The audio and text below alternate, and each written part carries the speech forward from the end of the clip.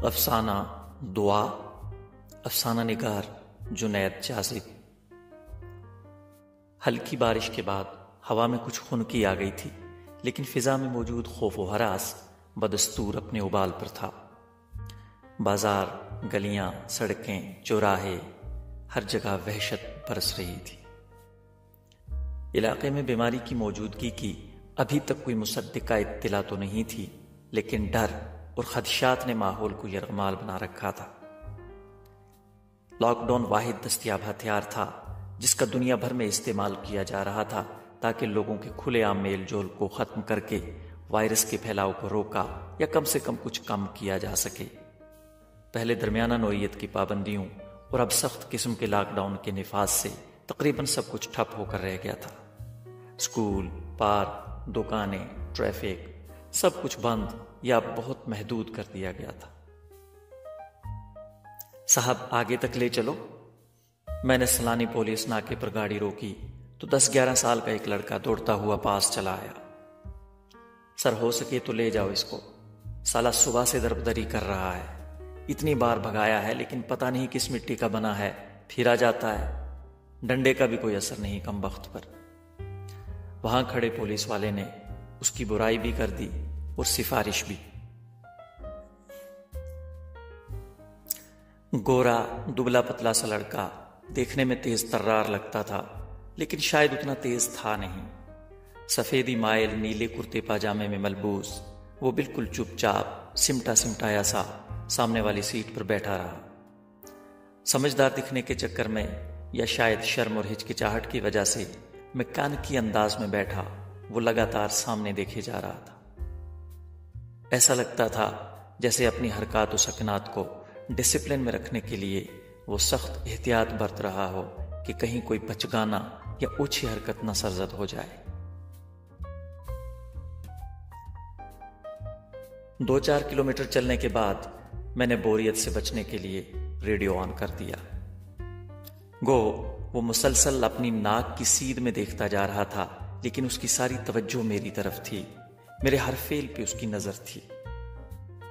हल्की सी जुम्बश के साथ तकरीबन कनखियों से उसने इंफोटेनमेंट स्क्रीन की जानिब देखा और जूं का तूं बैठा रहा। एक पल के लिए मुझे वो कोई जासूस लगा। रेडियो पर खबरें चल रही थीं। वो बड़े इन्हेमाक से सुनता रहा जैसे सब समझ रहा हो। खबरों के बाद गाने बजने लगे तो उसने फिर एक तिरछी नजर स्क्रीन पर डाली। चेहरे के तासुरात से लग रहा था कि मौसीकी उसे पसंद है, लेकिन कुछ बोलने या कोई रद्द अमल जाहिर करने से उसने गुरेज किया। मैं रवा रवी में उसे बिठा तो लाया था, लेकिन अपनी बेवकूफ़ी पर अब अंदर अंदर पिछता रहा था। एहतियात का तकाजा यही था कि किसी अनजान से कोई रब्त न रखा जाए। क्या मालूम कौन किस वक्त किसी बीमार से मिलकर आया हो और अब जाने अनजाने में हर मिलने वाले को वायरस की सौगात बांटता चला जा रहा हो। थोड़ी देर बाद मैंने म्यूजिक ऑफ कर दिया। लड़का कोई रद्द अमल दिए बगैर मुतवातर विंडस्क्रीन के पार देखता रहा। हाँ भाई, कहाँ जाना है तुम्हें? मैंने बेरुखी से पूछा। साहब आपने कहाँ तक जाना है? उसने गाड़ी में बैठने के बाद पहली बार लब खोले। मुझे तो शहर जाना है। तुम्हें? मेरे लहजे की तुरशी बरकरार थी। मैं भी शहर जाऊंगा साहब। क्यों जा रहे हो शहर? हालात का कुछ अंदाजा नहीं तुम्हें? पता नहीं कि हर जगह लॉकडाउन लगा है। साहब मजबूरी थी, बहुत जरूरी जाना पड़ गया। मां की दवाई खत्म हो गई है, वो बीमार है। वो कुछ सहमा सहमा लेकिन उतावला सा बोलता गया। बीमारी का नाम सुनकर मेरी चिड़चिड़ाहट तशवीश में बदल गई। क्यों, क्या हुआ है? दिल चाहा कि फौरन गाड़ी रोककर उसे बाहर निकाल दूं, लेकिन मैंने जब्त से काम लिया। उन्हें घुटनों में दर्द रहता था, अब बहुत ज्यादा हो गया है। अब वो चल फिर भी नहीं सकती। उसने किसी बड़े इंसान की तरह कदरी फिक्रमंदी के साथ कहा। मैंने कुछ सुख का सांस लिया। दिल में भी सूरते गुस्से और खफगी का रुख अब उसकी बजाय उसके माँ बाप की तरफ मुड़ गया। कोई और नहीं था तुम्हारे घर में? कोई बड़ा? नहीं साहब, बड़ी बहन को चौधरियों के बैल ने मारकर जख्मी कर दिया है और भाई मुझसे छोटे हैं। और तुम्हारा बाप? वो नहीं है। पिछले साल बस का एक्सीडेंट हुआ था ना, वो शहर से आते हुए, उसमें मारे गए थे। उसने किसी खास तासुर के बगैर खिड़की से बाहर देखते हुए कहा। मैंने सोचा जब तक आगे कहीं किसी बहाने उसे गाड़ी से उतार दूं, क्यों ना उसके साथ टाइम पास किया जाए। पढ़ते हो? उसे बातों में लगाए रखने के लिए मैंने पूछा। हाँ सर जी। वो साहब से अचानक सर पर आ गया। किस क्लास में? 6th में सर जी। तुम्हें पता है दुनिया में खतरनाक बीमारी फैल रही है? जी सर जी, बहुत खतरनाक बीमारी है सर जी। इंग्लैंड में, न्यूजीलैंड में, इटली में, सब जगह पहुंच गई है। और सर, सबसे ज्यादा लोग अमेरिका में मर गए हैं इसकी वजह से। मेरे लहजे में दराई नरमी को भांप कर वो खुलकर बोलने लगा था।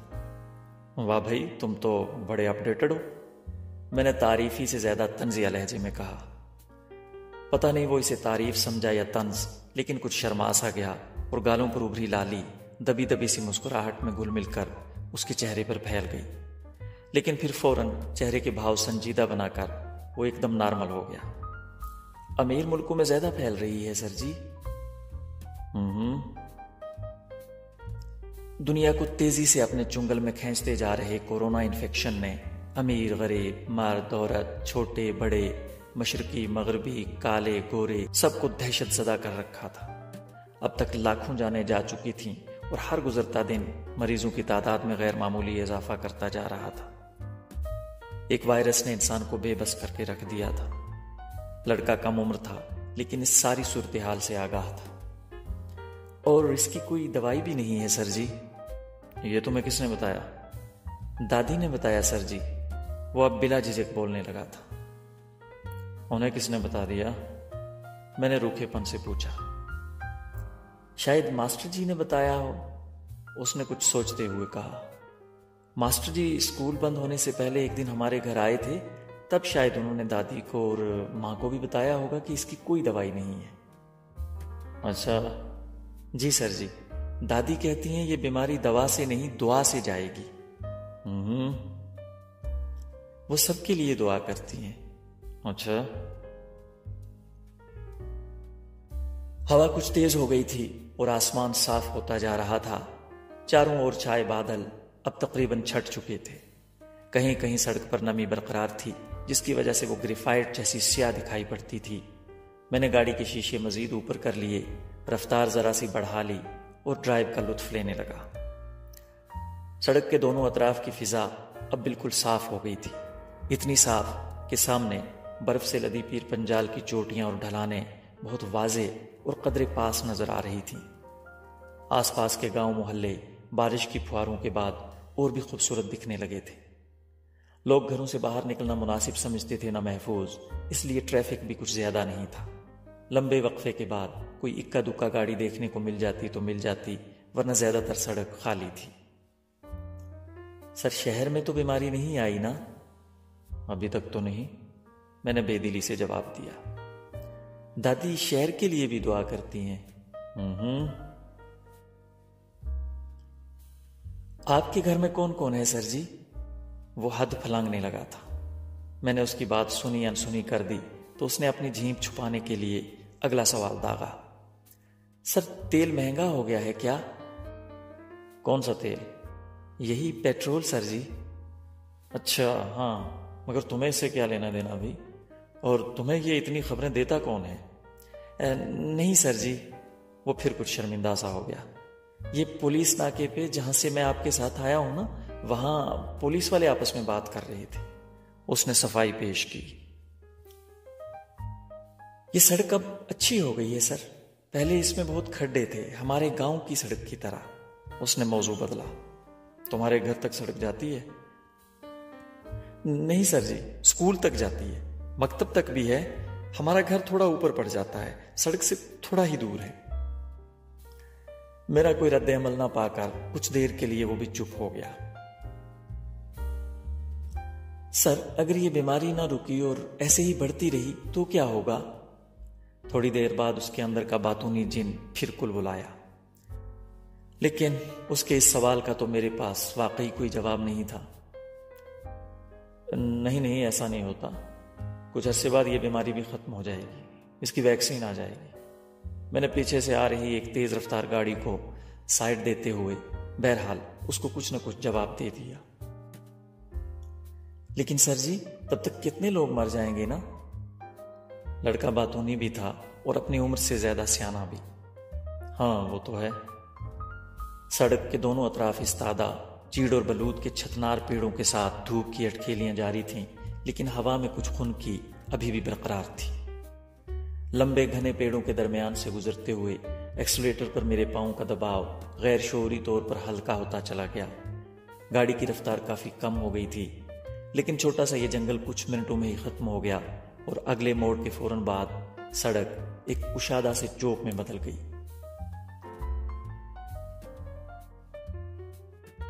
चौक में कुछ दुकानें और एक आध रेस्तरां खुला था, जहां लोग तकरीबन मामूल के मुताबिक आ जा रहे थे। इक्का दुक्का अफराद ने मास्क पहन रखा था या मुफलर गुमछे वगैरह से मुंह लपेट लिया था, लेकिन ज्यादातर लोग ऐसे किसी एहतियाती तकल्लुफ से आजाद थे। सामने मस्जिद से मुतस्सिल छोटे से पहाड़ी झरने पर 2-3 लोग वजू कर रहे थे।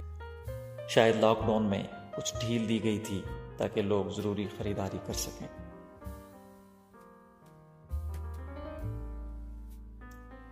कौस की शक्ल बनाती दुकानों की कतार के सामने का अहाता पार्किंग एरिया के तौर पर इस्तेमाल में था, जिसमें एक आध गाड़ी, एक साइकिल और कुछ मोटरसाइकिल लगे थे। एक दुकान के सामने मैंने गाड़ी पार्क कर दी। आस्तगी से दरवाजा खोलते हुए लड़का गाड़ी से बाहर निकला और एक तरफ होकर खड़ा हो गया। इसी दौरान अजान की आवाज आई तो वो घूमकर मस्जिद की तरफ देखने लगा। नमाज पढ़ते हो? गाड़ी लॉक करते हुए मैंने उसे अपनी तरफ मुतवज्जे करने के लिए पूछा। जी। उसने फौरन जेब से एक टोपी निकाली और सर पर फैला ली। चाय पियोगे? आ जाओ, पहले चाय पी लेते हैं, फिर पढ़ लेना। रेस्तरां की तरफ बढ़ते हुए मैंने फॉर्मेलिटी के लिए कहा। नहीं सर जी, मैं नहीं पीऊंगा, आप पी लें, मैं तब तक नमाज पढ़ के आ जाता हूं। मैं उसे यहीं ड्रॉप करने का मन बना चुका था और मुनासिब मौके की तलाश में था। मेरा यह काम उसने खुद ही आसान कर दिया। एक कप, लेकिन जरा जल्दी। मैंने चाय का ऑर्डर दिया। चाय अच्छी थी। मैंने गाड़ी से फ्लास्क निकालकर चाय वाले को दी और 2 कप चाय और बनाकर उसमें डालने के लिए बोल दिया। पल भर के लिए मेरा जहन लड़के की मजबूरी और गाड़ियों की अदम दस्तयाबी की तरफ चला गया, लेकिन फिर मैंने सोचा कि उसे कोई और लिफ्ट मिल जाएगी। जैसे यहां तक मैं ले आया, आगे कोई और ले जाएगा। वैसे भी मुझे उसका कोई ठेका नहीं है। मैंने फैसला कुन अंदाज में सोचा। बन जाए तो गाड़ी में दे देना, लेकिन थोड़ा जल्दी करना। मैंने चाय के पैसे दिए और रेस्तरां से बाहर आ गया। बाहर हवा कुछ तेज चल रही थी। मैं आकर गाड़ी में बैठ गया और चाय वाले का इंतजार करने लगा। सर जी, 1 मिनट रुकेंगे आप? लड़का जाने कहां से भागता हुआ आया और गाड़ी के साथ तकरीबन चिपक कर खड़ा हो गया। क्यों भाई, पढ़ ली नमाज इतनी जल्दी? मैंने हैरत से पूछा। नहीं, हाँ पढ़ ली, लेकिन थोड़ा सा अभी आप रुकेंगे थोड़ी देर? उसकी आवाज में लजाजत थी। बोलो क्या बात है? नमाज पढ़ चुके हो तो आओ, बैठो गाड़ी में। जाहिर है मैंने रस्मन कहा, क्योंकि उसे साथ लेने का मेरा कोई इरादा था नहीं। वो थोड़ी सी दुआ भी और करना थी मुझे। वो कुछ हिचकिचाते हुए बोला। क्यों, नमाज के बाद दुआ नहीं की? नहीं सर जी, वो मैंने अपने लिए दुआ की, आपके लिए भी की, पूरे मुल्क के लिए भी की, लेकिन वाह भाई क्या बात है। नहीं, वो अमेरिका के लिए और इटली के लिए दुआ करना भूल गया। अभी सबसे ज्यादा बीमारी वहीं फैली है ना, इसलिए मैं करके आ जाऊं? उसने फिर बड़ी आजिज़ी से कहा। न चाहते हुए भी मैं उसके इंतजार में बंधा रहा। थोड़ी देर बाद वो दौड़ता हुआ वापस आ गया और धीरे से कार का दरवाजा खोलकर सिमटते हुए मेरे बराबर वाली सीट पर बैठ गया। चलो सर जी। उसके नोखेज चेहरे पर बेपनाह इत्मीनान था। उसे देखकर लम्हा भर के लिए ही सही मुझे लगा जैसे दुनिया से इस जानलेवा वायरस का खात्मा शुरू हो चुका हो। अगर आपको ये वीडियो पसंद आया हो तो बराए करम लाइक, शेयर और सब्सक्राइब करना न भूलें। बहुत बहुत शुक्रिया।